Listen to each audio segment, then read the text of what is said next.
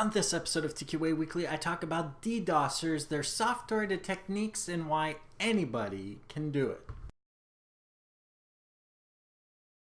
My name is Steve Smith. This is TQA Weekly, the place where I answer all your technology questions with technology answers. And of course, if you have any questions, comments, even topic suggestions, you can always email me at ask@tqaweekly.com. You can go to my website, tqaweekly.com, and either use the contact form to email me directly and, of course, interact with other people on all of the previous episodes I talked about recently and all the way to the beginning of history. And, of course, you can always find me on YouTube, Facebook, blip.tv, Twitter, and every single other place on the internet. All of that is either down below or on my website. And, of course, today's topic is about the DDoS.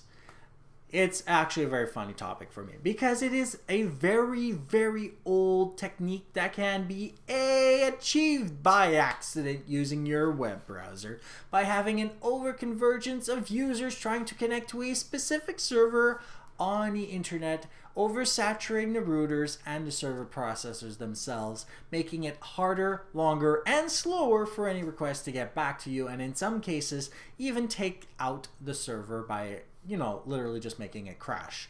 It is by no measure a vulnerability, just the way it currently works, because that is how they made it. So your normal packet goes through the internet by bouncing off one router to another, to another, to another, trying to find the fastest route on the internet. However, all packets go somewhere, and that destination is where it normally crashes. You can crash any specific server in the middle. However, normally you end up crashing the destination server. And you can do this by accident, but you can also do it intentionally. So most malicious groups have pre-designed software solutions like LOIC, lower orbiting ion cannon, and even the latest one, Lizard Squad, is using a program called Lizard Stressor. And before I narc into it, let's just say that this literally means that anybody in the group can use these programs. Nobody needs any special knowledge whatsoever to use this kind of software. So this does mean that anybody from an elite hacker, which we gotta admit somebody has to be an elite in these groups, all the way to the poor noob who just knows how to follow instructions, can use these kinds of programs. So there is no special requirement to be part of these groups, because you can literally be as good or as bad with computers as long as you're willing to run this program. Now I can tear into Lizard Stressor. Lizard Stressor, at least according to the news, has been found to be used by a group touting their attacks, trying to actually show a specific vulnerability in the way that Sony and Xbox, Microsoft actually handle their game servers. However, they have failed to actually realize that their own database for the customers who bought Lizard Stressor is in plain text. So whereas most groups would actually encrypt their stuff, we know Anonymous is good, but Lizard Squad is a noob group in themselves. So we know that anybody is capable of actually achieving it. We know that groups don't necessarily have to be any good at being able to achieve it, and they don't even have to be all that smart. So there are a few different ways in which you can actually take down a server. You can ping it, which is very easy to do. Anybody can do that in their computer. It's actually pre-installed in most operating systems, even up to today.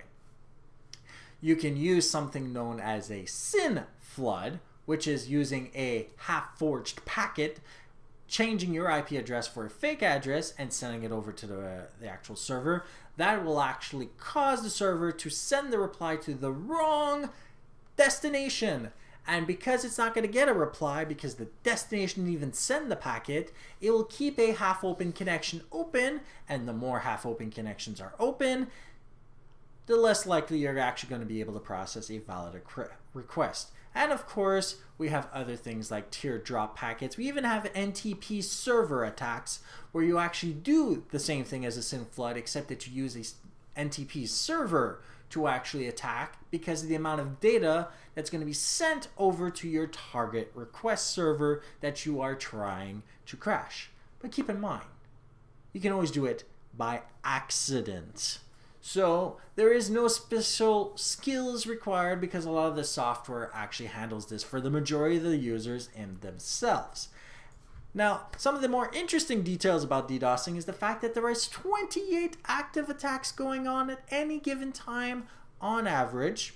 There are several different sets of software. However, your computer already came pre-installed with one. It is achievable by accident, and the only known set of ways of preventing any server from going down, whether on purpose or by accident, is through the use of something like Cloudflare or any other program that uses something like AnyGate, and actually mirroring the content on many different servers all over the world in many different geographical locations, where a primary server will send the secondary mirror servers the actual origin content, and they will actually promote it. In this case, though, it also lowers the amount of greenhouse effects by allowing the actual data only to travel long distance once, as opposed to hundreds of thousands, even millions of times, based on the amount of traffic specific servers actually get. And this actually allows for those servers to be less affected by targeted attacks like DDoS. However, lest we all forget, the reason why many game servers go offline whereas servers like YouTube don't go offline is because of what they are, which is why it makes me laugh when somebody says that they're touting a claim to why it is a bug. Game servers actually require that users be able to connect within a certain amount of ping, because the bigger the ping, as most gamers out that might be watching me actually knows, the more latency in the connection. The more latency, the less of a definite advantage you have. In fact, the closer you are to the primary server, the lower your ping is, the lower the latency, the better advantage you have. If we even bothered mirroring servers for that, the pings will go through the roof. And it wouldn't even be live fighting. If you had to redirect the communication of a player in a different part of the world to you through a bunch of mirrored servers, the latency for that user will be unusable. You won't be able to play against them. So what normally happens is game servers don't necessarily have mirrors. They have different zones. You may have zones for North America and South America, for Europe, for Asia, and others. And these different game servers can even have different languages on them because they're geographically bound, as opposed to being just mirrored content from a centralized server. Since they are different in themselves, they can actually be easier to target and take out because they don't necessarily have mirrors or can't use mirrors depending on the game. And this is how you actually got groups taking down a perfectly good, not that bad service off the internet for several days. But keep in mind, it can happen by accident. So if any of you have any specific requests on the different types of attacks, you can go over to tqaweekly.com/SE5EP18. In the show notes, you'll have the news article that actually stipulates how Lizard Squad effed up because Lizard Stressor's database is unencrypted for their customers, and the Wikipedia article that defines all the different types of DDoS attacks that are available to everybody, so that you can actually read about them and actually learn why it's kind of hard to prevent this. And of course, you can always email me directly at the email address ask@tqaweekly.com, or you can always comment down below if you're watching on one of the many websites I post to every single week. Have a great day, and goodbye, and don't forget to like, share, and subscribe.